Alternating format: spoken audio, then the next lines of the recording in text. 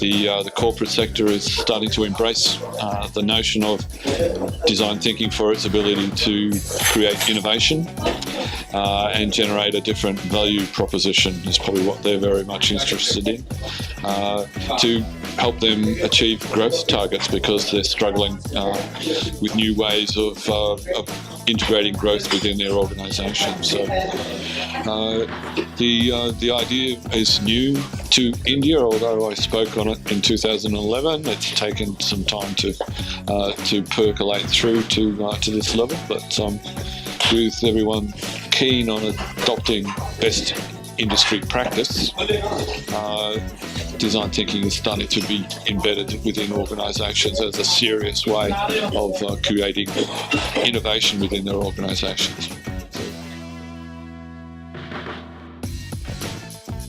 In the Design Management Institute research showing that people that embrace design thinking across the whole organisation as strategic design outperform the standard group within the Standard & Poor's index by 228%.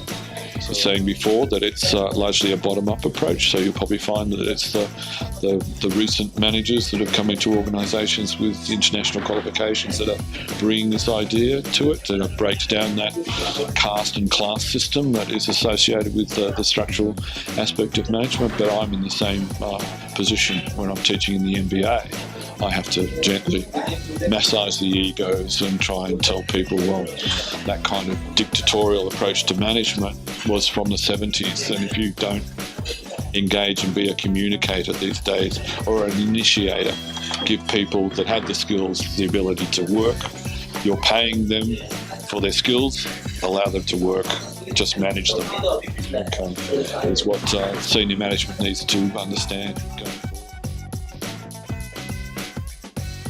Are being embraced across the world to be integrated within organisations, to act as innovation catalysts, to create opportunities for management to think differently. So a designer is that person that taps into the marketplace, understands the consumer, understands the customer experience and what they want from a cultural perspective, the rising middle class of India, and that's what people are trying to tap into from the design perspective in product, but now it's in service as well.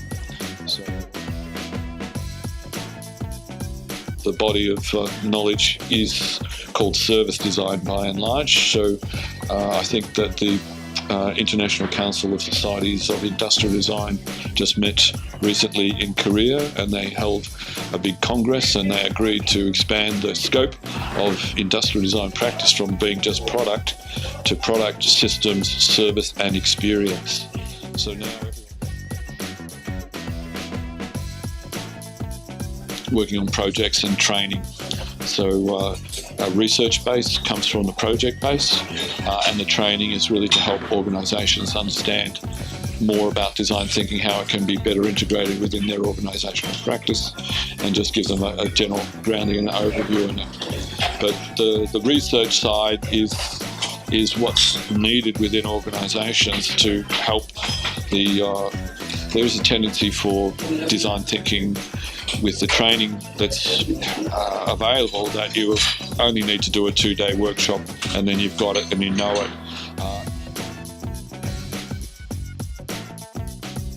There's been Europe and England have been strong in it for about 5 years, but the US has come on in small bits and pieces, largely from the global financial crisis or the global recession that we had. So it's that new for the Western countries.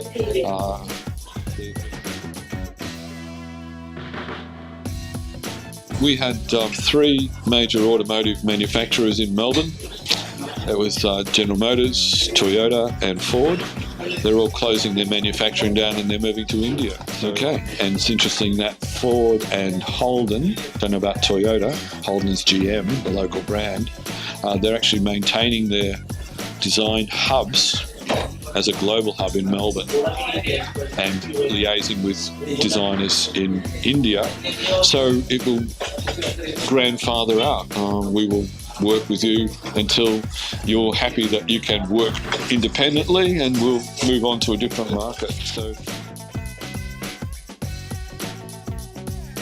I'm teaching in the MBA at RMIT University in Melbourne, and I'm the first one in Victoria through their MBA, introducing design into the MBA program in Victoria, but it's not embedded within the practice of design.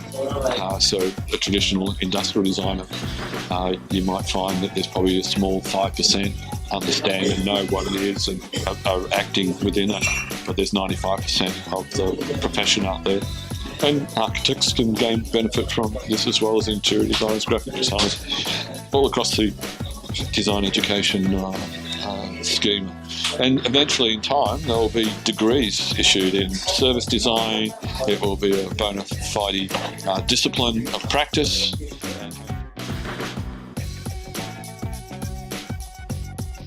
It will eventually, and that's what happened with China. They were the factory to the world, so Make in India is establishing yourself as the factory to the world, and then over time you'll then become Make and Design in India. Yeah, this is your moment in the sun. This is design's moment in the sun.